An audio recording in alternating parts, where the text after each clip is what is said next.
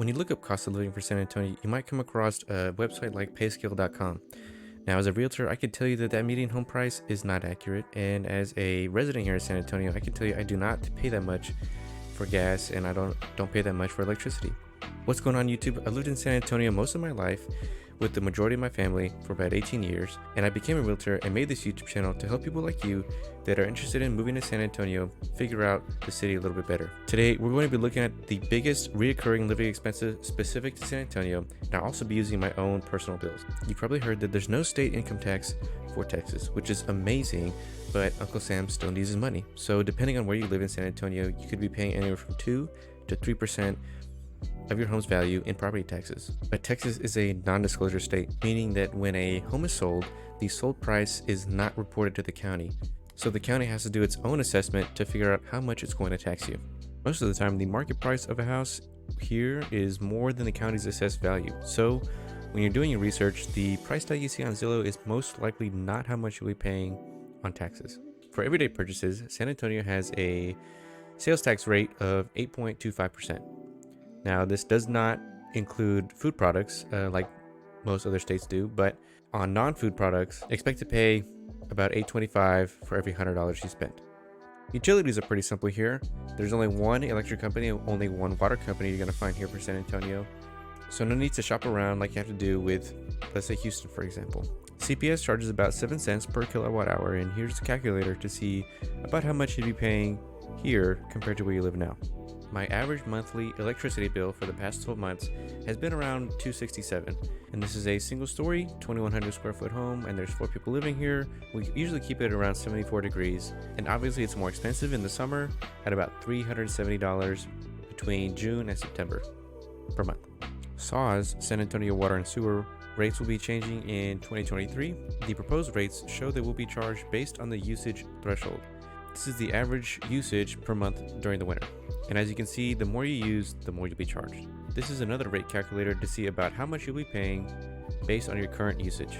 And like I said, there's 4 of us, and we shower regularly, we wash our clothes regularly, so it's about $103 per month for water. Moving on to internet, we are switching to Google Fiber here in the next couple of days. It has been expanding here in San Antonio, and it just got to our neighborhood. So we'll be on the 2 gigabyte plan, which is $100 a month. And we've been using Spectrum Internet, which I'd say is most of what San Antonio is using. But for this specific area, it feels like it's pretty spotty throughout the week. Like sometimes the connection is pretty low in the mornings or maybe low in the evenings. But hopefully the Google Fiber will be a lot better at about the same price. For cell service, I use Verizon because I found it to be the most reliable for the city. I've used T-Mobile, I've used Mint Mobile, but I need a reliable and strong connection for my job, and it seems like Verizon is the best. Right now, I'm paying about $100 a month for the service and a protection plan. Garbage collection is included on your CPS bill, and you get charged depending on what size garbage, recycling, and compost you have. We use the large 96 gallons for all of them, and the first upsize or downsize for the bins are free, but after that you have to pay 25 bucks. There's also bulk pickup twice a year, so if you have any broken appliances, furniture, mattresses, tree limbs, leaves, just put it on your curb when you get a door hanger and the city will come and pick it up, or your neighbor will. I know I've gotten my fair share of furniture pieces from my neighbors. Okay, this might be the hardest category to accurately compare, but I wanted to try anyway since there's so many good places to eat here. I looked at restaurant menus and averaged all the items except for drinks. I used Google's dollar rating to make these categories. I only looked at places local to San Antonio, not chain restaurants, and only in the downtown area. So the first tier is $1 to $2 signs, and I looked at Down on Grayson, which is where this video was taken, Rosario's, a well-known Mexican restaurant, and The Station, a cheap deli restaurant. The average for these restaurants is about $12 per person. My girlfriend and I ended up spending $42 for our entrees and drinks at Down on Grayson. The second tier is $3 to $4 signs. I looked at Chart House, which is the restaurant you can eat at the top of the Tower of Americas, which is where this is now.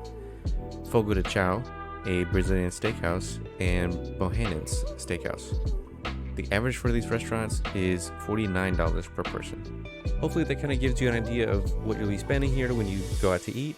And just a tip, all the cheaper restaurants are usually authentic Mexican restaurants. Gas prices have been a big thing for everyone, so I wanted to touch on this. I'm not sure what it's going to be by the time you see this video, but for the past 2 or so months for me, it's been around $3.10, which is pretty good compared to a lot of y'all out there.